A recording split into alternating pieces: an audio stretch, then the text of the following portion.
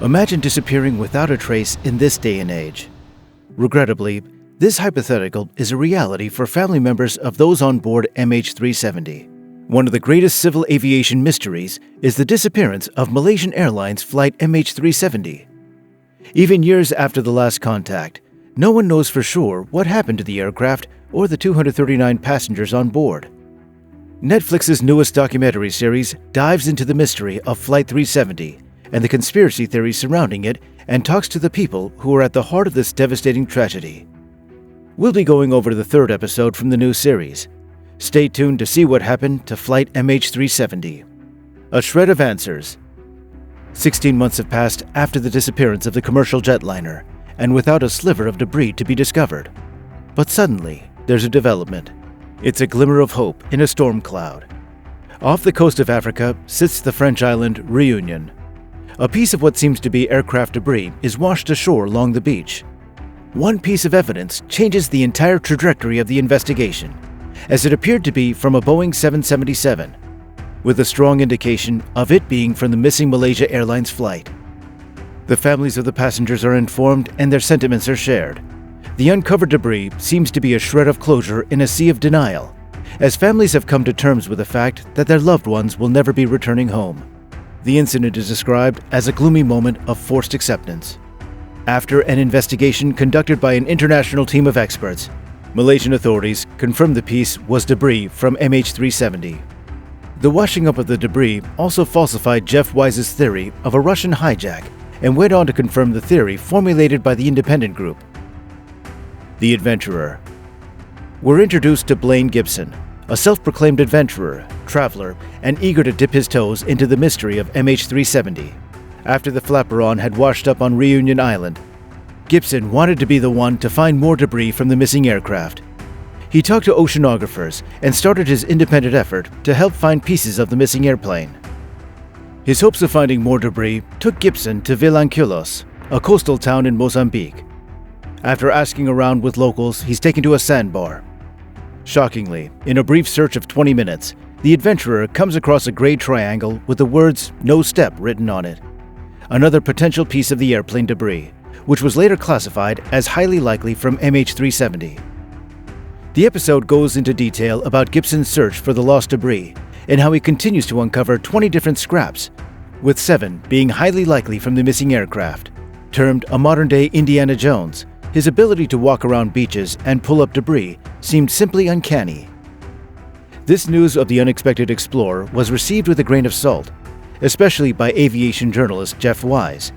He talks about his theory of Russian involvement and how Russia had also previously planted false aircraft debris in the past.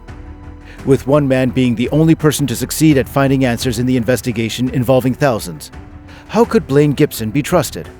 Could things be different from what they seem? Wise establishes a link between Blain Gibson and Russia, pulling up receipts of him having set up business with 2 Russian partners in the 1990s. In fact, Gilan Waterloo, father and husband of MH370 passengers, expressed his confusion and suspicion towards the idea of one man walking on the beach and seeming to pull up debris out of the sand. However, Wise wasn't the only one who was skeptical of Blain Gibson. Going back to the French journalist Florence de Changy, the third episode of MH370 discusses her doubts and lack of trust in any of the debris found by Gibson. According to the Australian report, the pieces are highly likely debris from MH370, claims which cannot be validated 100%. She closely examines the only piece of aircraft debris to be confirmed in Malaysia's safety investigation report. The flaperon discovered has a highly suspicious detail. The debris was missing its identification plate.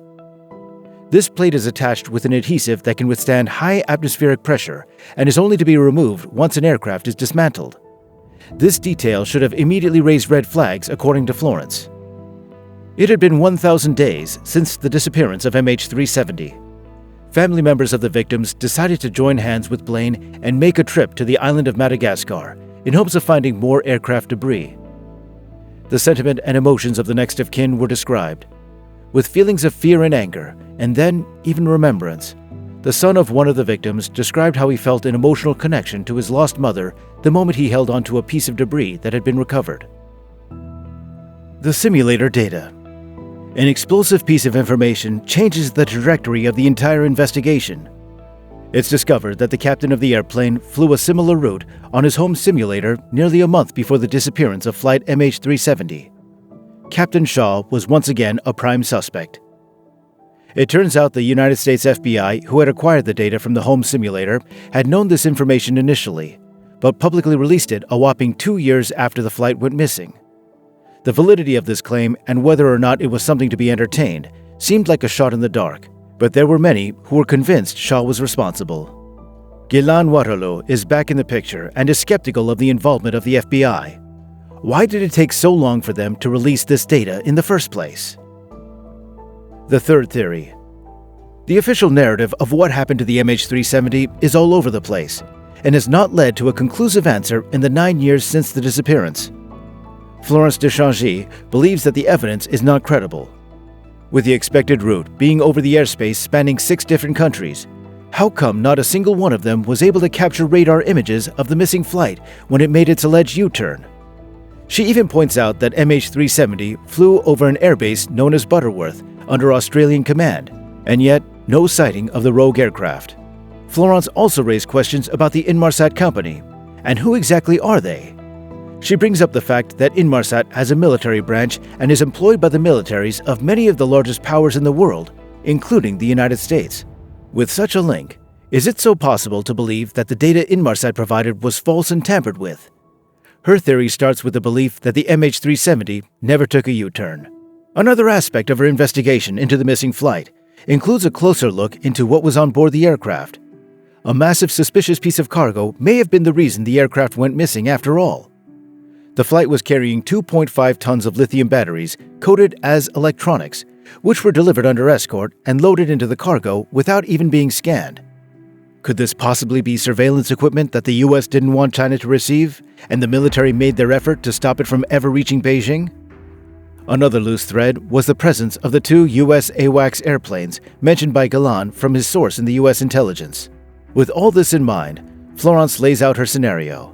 A mysterious cargo is loaded onto MH370 before takeoff without being scanned. The flight takes off as scheduled and enters no man's land above the sea, changing over into Vietnamese airspace, the ideal moment for an interception. The 2 AWACS could have moved into place with their jammers, causing the initial disappearance of MH370 from radar. Now it's possible the pilots might have received an order from the AWACS to land somewhere nearby so that the cargo may be retrieved. The captain may have refused to entertain this request and continued to his destination.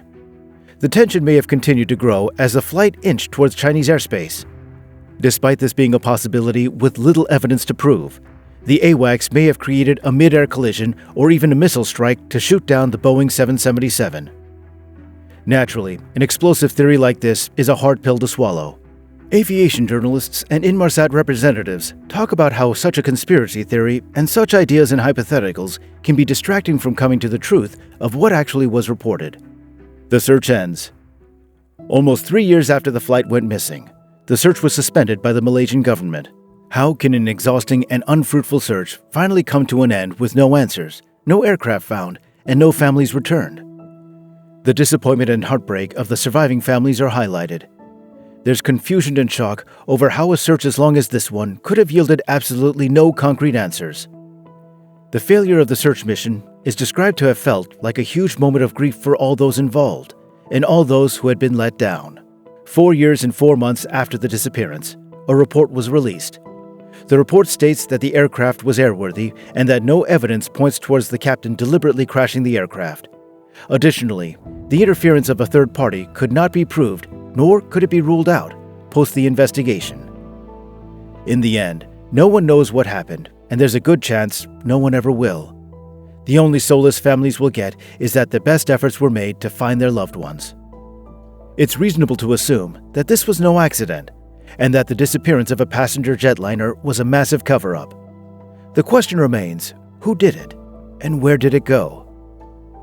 We're hoping this helped you to understand this tragedy better and gave you insights into the new Netflix documentary series, as well as the incident itself. Share this story to keep the narrative alive. The families of the missing want closure.